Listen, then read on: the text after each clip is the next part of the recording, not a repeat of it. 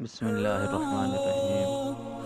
ایک عورت امام علی علیہ السلام کی بارگاہ کے اندر آئی، عرض کرنے لگی، یا علی، میرا شوہر مجھ سے بہت لڑتا ہے، ناراضگی کا اظہار کرتا ہے، مجھے اچھا نہیں سمجھتا، جس کی وجہ سے گھر کے اندر لڑائی اور نچاکی رہتی ہے۔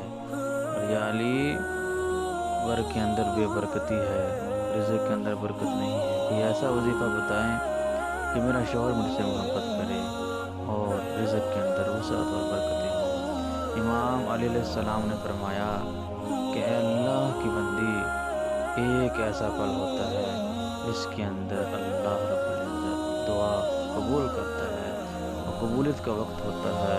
عرض کرنے لگی، یا علی، وہ کون سا وقت ہے؟ تو امام علیہ السلام نے فرمایا، جس وقت مغرب کے بعد تمہارا دل نرم ہونے لگے تو سمجھ لینا کہ یہ قبولیت کا ٹائم ہے۔ آپ علیہ السلام نے فرمایا کہ مغرب اور عشاء کے درمیان یہ اللہ کا ایک اسم اعظم ہے، اس کا ورد کرنا ہے، یا رحیم و یا رحیم، یا کریم و یا معز، 27 مرتبہ اس کا ورد کر کے جو دل کے اندر خواہش ہے، آرزو ہے، اللہ کی بارگاہ میں دعا کرنی ہے۔ انشاءاللہ اللہ تعالی اس کے صدقے کائنات کی